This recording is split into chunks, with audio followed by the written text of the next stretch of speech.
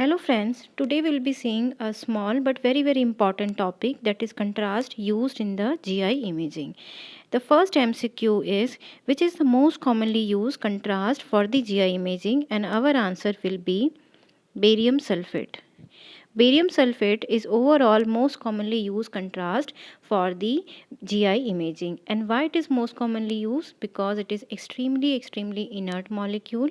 It does not cause any reaction, any irritation to the mucosa. It doesn't damage the mucosa. It doesn't get absorbed because it is water insoluble. So neither it get absorbed, neither it damages the mucosa. So this is advantage of using barium into the GI studies. Okay, but if in the case of perforation, for example, if there is a perforation present in any part of the GI tract and barium goes out.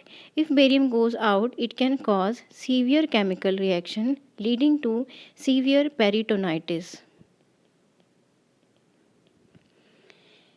Okay, it can cause severe peritonitis. So that's why in a case of GI perforation or in a case of recent surgery in the GI tract, we will not be using barium sulfate. So absolute contraindication of using barium sulfate is perforation GI surgery.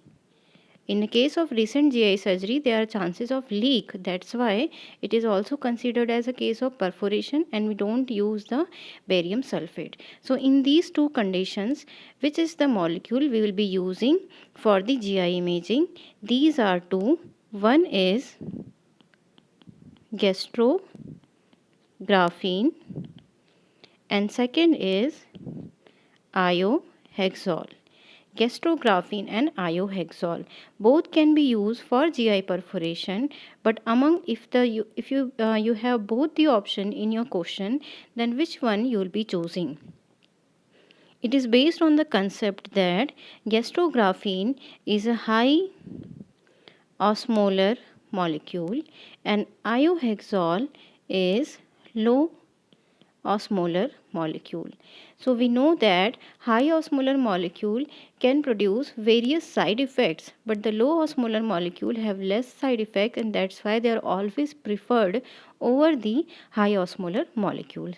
So if you have both as an option, then always choose iohexol, which is also known as Omnipec, which is also known as Omnipec. This will be using. So you can easily tell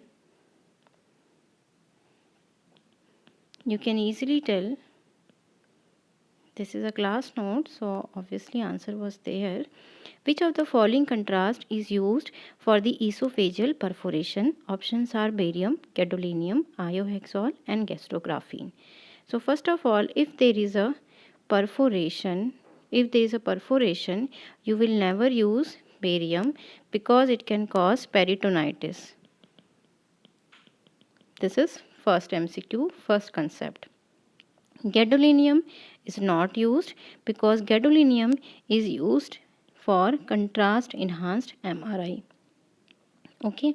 Iohexol and gastrografin both can be used in the case of perforation, but iohexol will be preferred over the gastrografin because it is low molecular weight molecule. So this will be the answer of the choice. These are for the image based question. This is barium sulfate, which is most commonly used molecule. Omnipec, which is also known as iohexol.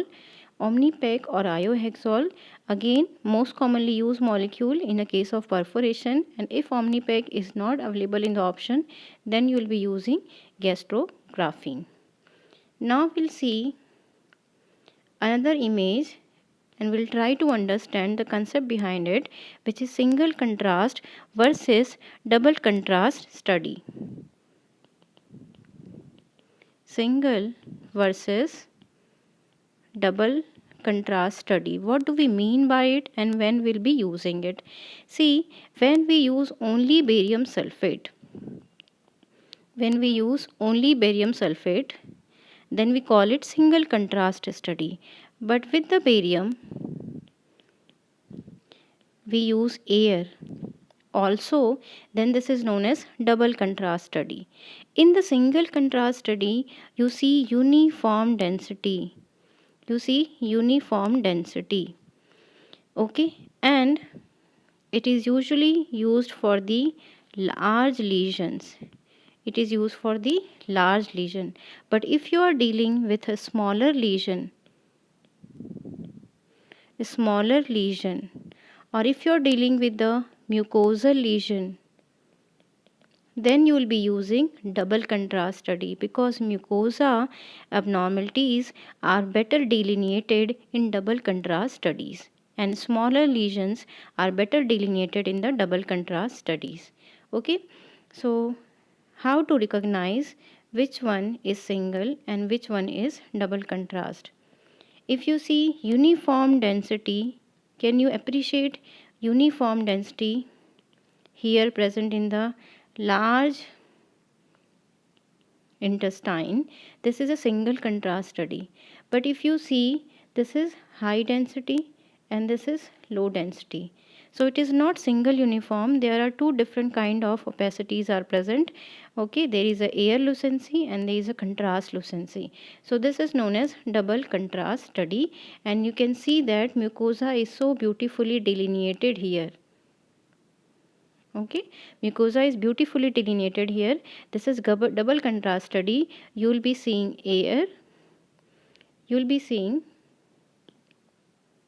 air and contrast both, air and contrast both, air and contrast both. So this is double contrast study. Another image showing double contrast study, you can appreciate there is a air layer plus there is a contrast layer. So this is all about contrast use in the case of GI tract, in the case of intact mucosa, in case of perforation, when you will be using barium and when you will not be using barium, gastrografin, iohexol, and most commonly preferred over all above. Thank you.